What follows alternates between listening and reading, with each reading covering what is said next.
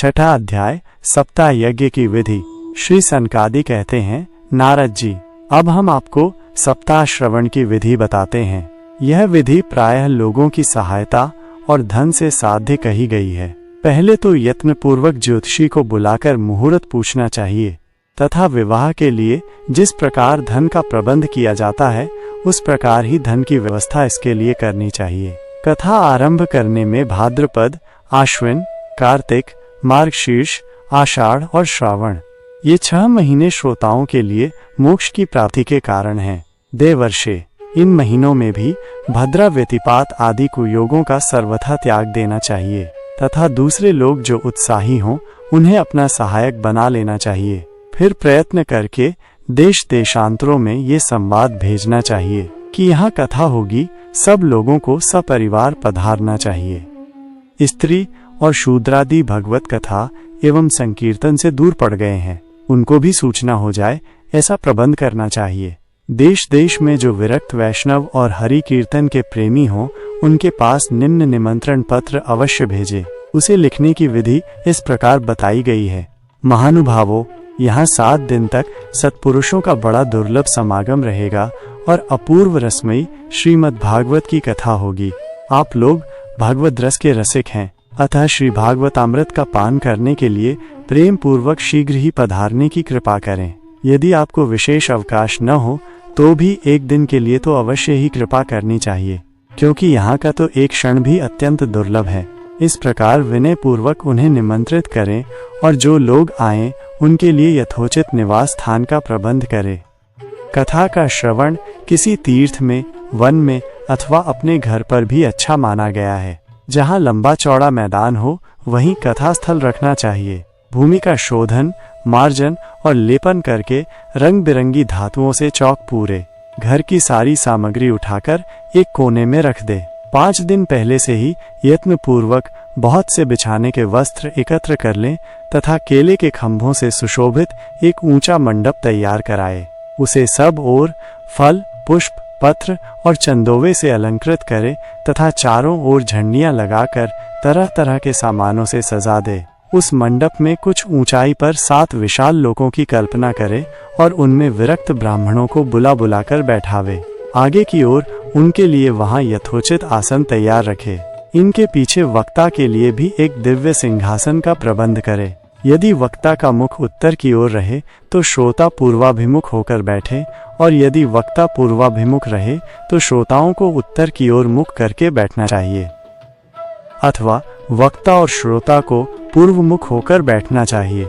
देश काल आदि को जानने वाले महानुभावों ने श्रोता के लिए ऐसा ही नियम बताया है। जो वेद शास्त्र की स्पष्ट व्याख्या करने में समर्थ हो, तरह तरह के दृष्टांत दे सकता हो तथा विवेकी और अत्यंत निष्प्रह हो, ऐसे विरक्त और विष्णु भक्त ब्राह्मण को वक्ता बनाना चाहिए। श्रीमद् भागवत के प्रवचन में ऐसे लोगों को नियुक्त नहीं करना चाहिए जो पंडित होने पर भी अनेक धर्मों के चक्कर में पड़े हुए स्त्री लंपट एवं पाखंड के प्रचारक हों। वक्ता के पास ही उसकी सहायता के लिए एक वैसा ही विद्वान और स्थापित करना चाहिए। वह भी सब प्रकार के संशयों की निवृत्ति करने में समर्थ और लोगों को समझाने में कुशल हो। कथा प्रारंभ के दिन से एक दिन पूर्व व्रत ग्रहण करने के लिए वक्ता को शौर करा लेना चाहिए तथा अरुणोदय के समय शौच से निवृत्त होकर अच्छी तरह स्नान करे और संध्यादि अपने नित्य कर्मों को संक्षेप से समाप्त करके कथा के विघ्नों की निवृत्ति के लिए गणेश जी का पूजन करे। तदनंतर पितृगण का तर्पण कर पूर्व पापों की शुद्धि के लिए प्रायश्चित करे और एक मंडल बनाकर उसमें श्री हरि को स्थापित करे। फिर भगवान श्री कृष्ण को लक्ष्य करके मंत्रोच्चारण पूर्वक क्रमशः षोडशोपचार विधि से पूजन करे और उसके पश्चात प्रदक्षिणा तथा नमस्कार आदि कर इस प्रकार स्तुति करे। करुणा निधान, मैं संसार सागर में डूबा हुआ और बड़ा दीन हूँ, क्योंकि मोह रूपी ग्राह ने मुझे पकड़ रखा है। आप इस संसार सागर से मेरा उद्धार कीजिए। इसके पश्चात धूप दीप आदि सामग्रियों से श्रीमद् भागवत की भी बड़े उत्साह और प्रीतिपूर्वक विधि विधान से पूजा करे। फिर पुस्तक के आगे नारियल रखकर नमस्कार करे और प्रसन्न चित्त से इस प्रकार स्तुति करे। श्रीमद् भागवत के रूप में आप साक्षात श्री कृष्ण चंद्र ही विराजमान हैं। नाथ, मैंने भव सागर से छुटकारा पाने के लिए आपकी शरण ली है। मेरा यह मनोरथ आप बिना किसी विघ्न बाधा के सांगोपांग पूरा करें। केशव, मैं आपका दास हूँ। इस प्रकार दीन वचन कहकर फिर वक्ता का पूजन करें, उसे सुंदर वस्त्राभूषणों से विभूषित करे और फिर पूजा के पश्चात उनकी इस प्रकार स्तुति करे। शुकरूप भगवान, आप समझाने की कला में कुशल और सब शास्त्रों में पारंगत हैं। कृपया इस कथा को प्रकाशित करके मेरा अज्ञान दूर करें। फिर अपने कल्याण के लिए प्रसन्नता पूर्वक उनके सामने नियम ग्रहण करें और 7 दिन तक यथाशक्ति उसका पालन करें। कथा में विघ्न न हो इसके लिए 5 ब्राह्मणों को और वरण करें। वे 12 मंत्र द्वारा भगवान के नामों का जप करें। फिर ब्राह्मण अन्य विष्णु भक्त एवं कीर्तन करने वालों को नमस्कार करके उनकी पूजा करे और उनकी आज्ञा पाकर स्वयं भी आसन पर बैठ जाए। जो पुरुष लोक, संपत्ति, धन, घर और पुत्रादि की चिंता छोड़कर शुद्ध चित्त से केवल कथा में ही ध्यान रखता है, उसे इसके श्रवण का उत्तम फल मिलता है। बुद्धिमान वक्ता को चाहिए कि सूर्योदय से कथा आरंभ करके 3:30 पहर तक मध्यम स्वर से अच्छी तरह कथा बाँचे। दोपहर के समय 2 घड़ी तक कथा बंद रखे। उस समय कथा के प्रसंग के अनुसार वैष्णवों को भगवान के गुणों का कीर्तन करना चाहिए, व्यर्थ बातें नहीं करनी चाहिए। कथा के समय मल मूत्र के वेग को काबू में रखने के लिए अल्पाहार सुखकारी होता है, इसलिए श्रोता केवल एक ही समय हविष्यान्न भोजन करे। यदि शक्ति हो तो 7 दिन निराहार रहकर कथा सुने अथवा केवल घी या दूध पीकर सुखपूर्वक श्रवण करे अथवा फलाहार या एक समय ही भोजन करे। जिससे जैसा नियम सुभीत से सध सके उसी को कथा श्रवण के लिए ग्रहण करे। मैं तो उपवास की अपेक्षा भोजन करना अच्छा समझता हूँ, यदि वो कथा श्रवण में सहायक हो। यदि उपवास से श्रवण में बाधा पहुँचती हो तो वह किसी काम का नहीं। नारद जी, अब आप नियम से सप्ताह सुनने वाले पुरुषों के नियम सुनिए। विष्णु भक्त की दीक्षा से रहित पुरुष कथा श्रवण का अधिकारी नहीं है। जो पुरुष नियम से कथा सुने उसे ब्रह्मचर्य से रहना, भूमि पर सोना और नित्य प्रति कथा समाप्त होने पर पत्तल में भोजन करना चाहिए। उसे दाल, मधु, तेल, गरिष्ठ अन्न, भाव दूषित पदार्थ और बासी अन्न इनका सर्वदा ही त्याग करना चाहिए।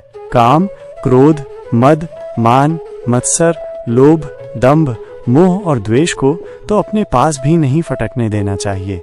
वह वेद, वैष्णव, ब्राह्मण, गुरु, गौ सेवक तथा स्त्री, राजा और महापुरुषों की निंदा से भी बचे। नियम से कथा सुनने वाले पुरुष को रजस्वला स्त्री, अंत्यज, म्लेच्छ, पतित, गायत्रीहीन द्विज, ब्राह्मणों से द्वेष करने वाले तथा वेद को न मानने वाले पुरुषों से बात नहीं करनी चाहिए। सर्वदा सत्य, शौच, दया, मौन, सरलता, विनय और उदारता का बर्ताव करना चाहिए। धनहीन, क्षय रोगी, किसी अन्य रोग से पीड़ित, भाग्यहीन, पापी, पुत्रहीन और मुमुक्षु भी ये कथा श्रवण करे। जिस स्त्री का रजोदर्शन रुक गया हो, जिसके एक ही संतान होकर रह गई हो, जो बांझ हो, जिसकी संतान होकर मर जाती हो अथवा जिसका गर्भ गिर जाता हो, वो यत्न पूर्वक इस कथा को सुने। ये सब यदि विधिवत कथा सुने तो इन्हें अक्षय फल की प्राप्ति हो सकती है। ये अत्युत्तम दिव्य कथा करोड़ों यज्ञों का फल देने वाली है। इस प्रकार इस व्रत की विधियों का पालन करके फिर उद्यापन करें। जिन्हें इसके विशेष फल की इच्छा हो वे जन्माष्टमी व्रत के समान ही इस कथा व्रत का उद्यापन करें। किंतु जो भगवान के अकिंचन भक्त हैं उनके लिए उद्यापन का कोई आग्रह नहीं है। वे श्रवण से ही पवित्र हैं, क्योंकि वे तो निष्काम भगवत भक्त हैं। इस प्रकार जब सप्ताह यज्ञ समाप्त हो जाए तब श्रोताओं को अत्यंत भक्ति पूर्वक पुस्तक और वक्ता की पूजा करनी चाहिए। फिर वक्ता श्रोताओं को प्रसाद, तुलसी और प्रसादी मालाएं दे तथा सब लोग मृदंग और झांझ की मनोहर ध्वनि से सुंदर कीर्तन करें। जय जयकार, नमस्कार और शंख ध्वनि का घोष करावे तथा ब्राह्मण और याचकों को धन और अन्न दे।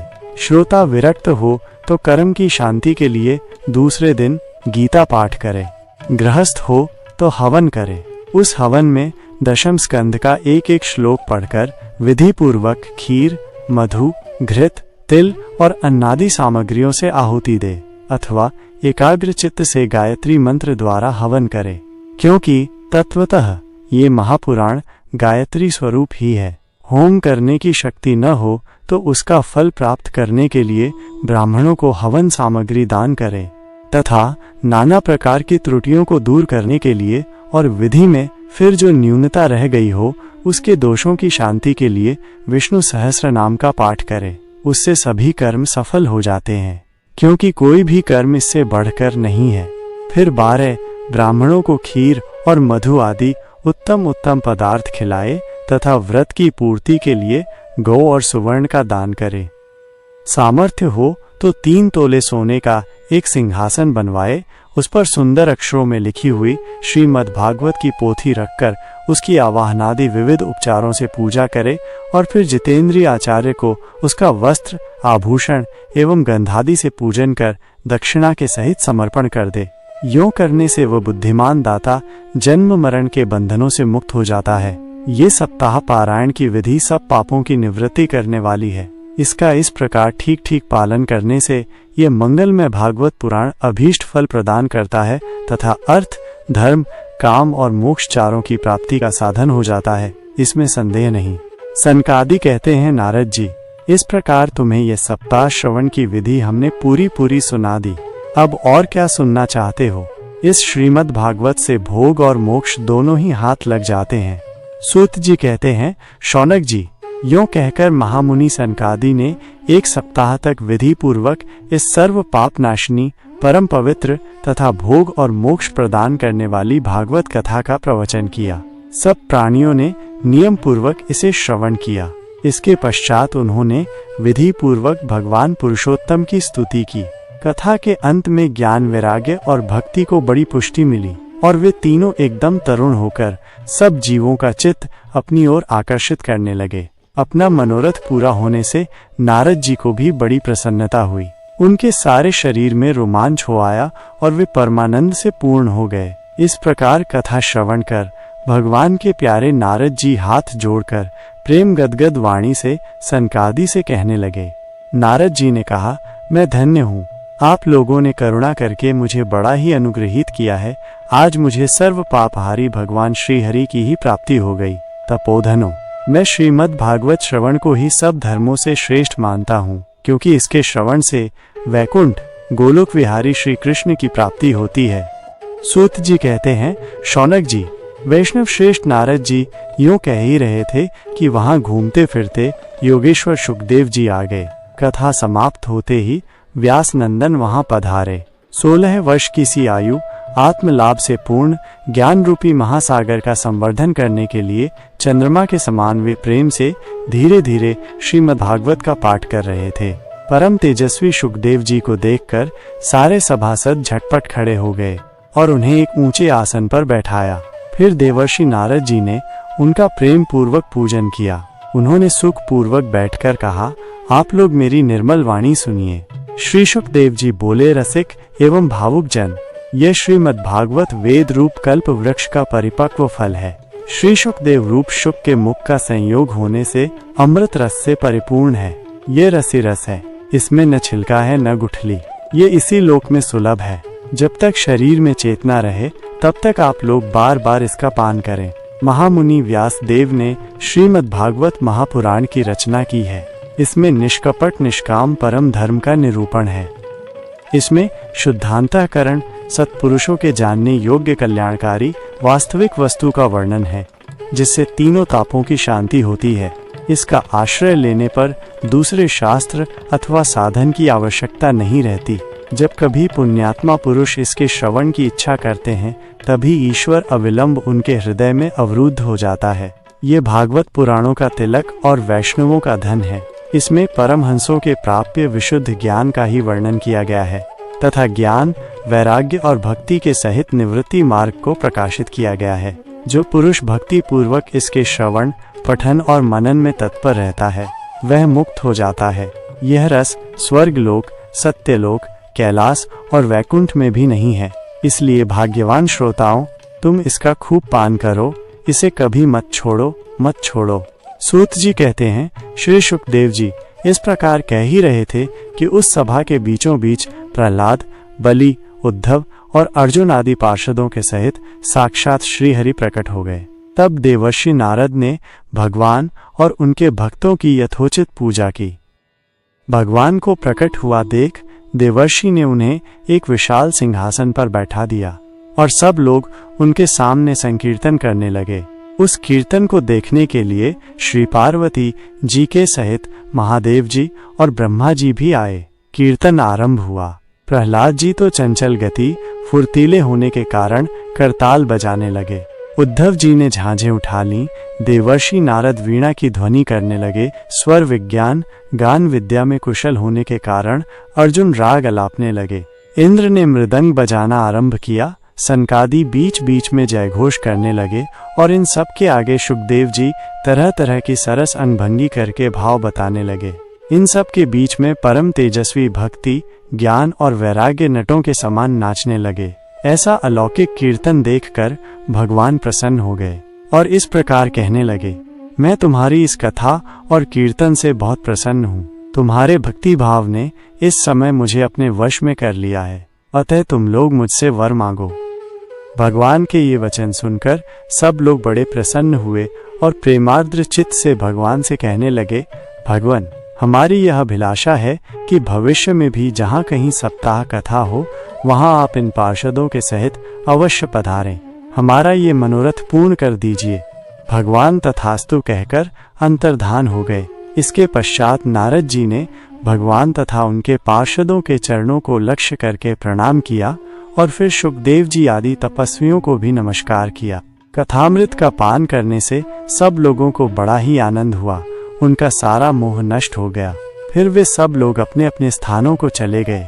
उस समय सुखदेव जी ने भक्ति को उसके पुत्रों सहित अपने शास्त्र में स्थापित कर दिया। इसी से भागवत का सेवन करने से श्रीहरि वैष्णवों के हृदय में आ विराजते हैं। जो लोग दरिद्रता के दुख रूपी ज्वाला से दग्ध हो रहे हैं, जिन्हें माया पिशाची ने रौंद डाला है, तथा जो संसार समुद्र में डूब रहे हैं, उनका कल्याण करने के लिए श्रीमद् भागवत सिंह नाद कर रहा है। शौनक जी ने पूछा, सूत जी, सुखदेव जी ने राजा परीक्षित को, गोकर्ण ने धुंधुकारी को और सनकादि ने नारद जी को किस किस समय ये ग्रंथ सुनाया था, मेरा ये संशय दूर कीजिए। सूत जी ने कहा, भगवान श्री कृष्ण के स्वधाम गमन के बाद कलियुग के 30 वर्ष में कुछ अधिक बीत जाने पर भाद्रपद मास की शुक्ला नवमी को सुखदेव जी ने कथा आरंभ की थी।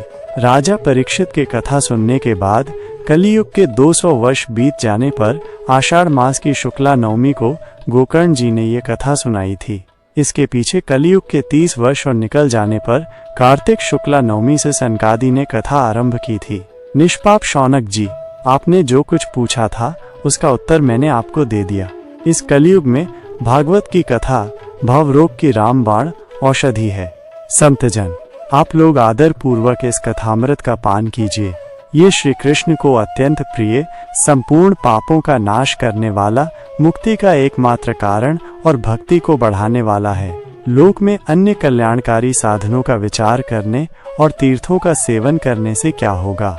अपने दूत को हाथ में पाश लिए देखकर यमराज उसके कान में कहते हैं, देखो, जो भगवान की कथा वार्ता में मत हो रहे हों उनसे दूर रहना। मैं औरों को ही दंड देने की शक्ति रखता हूँ, वैष्णवों को नहीं। इस असार संसार में विषय रूप विष की आसक्ति के कारण व्याकुल बुद्धि वाले पुरुषों, अपने कल्याण के उद्देश्य से आधे क्षण के लिए भी इस शुक कथा रूप अनुपम सुधा का पान करो। प्यारे भाइयों, निंदित कथाओं से युक्त कुपथ में व्यर्थ ही क्यों भटक रहे हो। इस कथा के कान में प्रवेश करते ही मुक्ति हो जाती है। इस बात के साक्षी राजा परीक्षित हैं। श्री सुखदेव जी ने प्रेम रस के प्रवाह में स्थित होकर इस कथा को कहा था। इसका जिसके कंठ से संबंध हो जाता है वो वैकुंठ का स्वामी बन जाता है। शौनक जी, मैंने अनेक शास्त्रों को देखकर आपको ये परम गोप्य रहस्य अभी अभी सुनाया है। सब शास्त्रों के सिद्धांतों का यही निचोड़ है। संसार में इस शुक शास्त्र से अधिक पवित्र और कोई वस्तु नहीं है। अतः आप लोग परमानंद की प्राप्ति के लिए इस 12 स्कंध रूप रस का पान करें। जो पुरुष नियम पूर्वक इस कथा का भक्ति भाव से श्रवण करता है और जो शुद्धांतकरण भगवत भक्तों के सामने इसे सुनाता है, वे दोनों ही विधि का पूरा पालन करने के कारण इसका यथार्थ फल पाते हैं।